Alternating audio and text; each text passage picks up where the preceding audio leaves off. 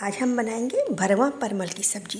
भरवा परमल की सब्ज़ी खाने में बहुत ही टेस्टी लगती है और इसको बनाना तो आसान है ही। तो इसके लिए हमने सबसे पहले परमल को मैंने 2 से 3 बार पानी से अच्छी तरह धो लिया था। पानी से अच्छी तरह धोने के बाद परमल को हमने एक छलनी में निकाल लिया और जब इसका सारा पानी निकल गया तो हमने परमल को इस तरह से मतलब बिल्कुल हल्का हल्का सा छीलना है। हमें बिल्कुल छिलका नहीं उतारना, बस ऊपर से देखो जिस तरह से देखिए मैं छील रही हूँ, इस तरह से ही आपको बिल्कुल हल्का हल्का सा परमल को छील लेना है। सारे परमल को छीलने के बाद हमने परमल में इस तरह से चीरा लगा लेना है, बीच में से परमल को चीर लेना है और इसमें अगर पके हुए बीज हों तो वो हमने निकाल देने हैं। लेकिन अगर हमारे परमल में कच्चे बीज हो तो हमें निकालने की कोई ज़रूरत नहीं है। तो ये सारे बीज पके हुए थे तो मैंने सारे बीज इसमें से निकाल दिए। आप चाकू से निकालिए, चम्मच से निकालिए, चाहे आप हाथ से निकालिए, किसी तरह से भी आप बीज को निकाल सकते हैं। ये अब दूसरा परमल छिला, इसमें बीज कच्चे थे तो इसमें से मैंने बीज नहीं निकाले। तो इस तरह से हमने अपने सारे परमलों को छील के और बीच में से चीरा लगा लिया था। अब हम इसके लिए बनाते हैं एक मसाला।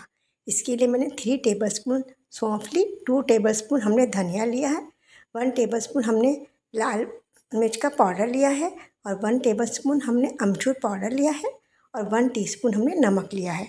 इतना मसाला हमारे आधा किलो परमल के लिए बिल्कुल परफेक्ट है। मसाले को हमने हाथ से अच्छी तरह से मिला लिया। मसाले को मिलाने के बाद हमने 1 टेबलस्पून इसमें सरसों का पका हुआ ऑयल डाला। आप सरसों का ऑयल भी डाल सकते हैं, आप रिफाइंड ऑयल भी डाल सकते हैं, आप कोई भी ऑयल इसमें डाल सकते हैं। और ऑयल डालने के बाद मसाले में सारे मसाले को अच्छी तरह से परमलों में अच्छी तरह दबा दबा के सारे परमल मसाला मैं भर रही हूँ। अब कढ़ाई में हमने सरसों का ऑयल डाला, इसमें जीरा डाला। जीरा जब हमारा चटक गया तो सारे परमल हमने इसमें डाल दिए और 1 मिनट के लिए परमल को हमने ऑयल के संग अच्छी तरह से भून लेना है। 1 मिनट भूनने के बाद हमने परमल को ढक के बिल्कुल स्लो गैस पे पकाना है और बीच बीच में मैं परमल को 2 से 3 बार अपनी सब्ज़ी को चलाती रही। ये देखिए मैंने परमल को चलाया और ये देखिए हमारे परमल देखिए बनने लग गए हैं। अभी हमारे परमल कच्चे हैं, अभी पके नहीं हैं। मैंने थोड़ी देर के लिए इसको फिर से ढक दिया और फिर से मैंने इसको चलाया और अभी मैं चेक करती हूँ कि हमारे परमल गले हैं या नहीं गले। तो ये देखिए हमारे परमल बिल्कुल गल चुके हैं।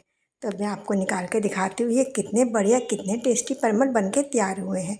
आप इन परमलों को रोटी के संग खाइए, दाल चावल के संग खाइए, परांठे के संग खाइए, किसी के साथ भी खाइए। खाने में तो ये परमल बहुत ही टेस्टी लगते हैं और बनाना तो आपने देख लिया कितना आसान है।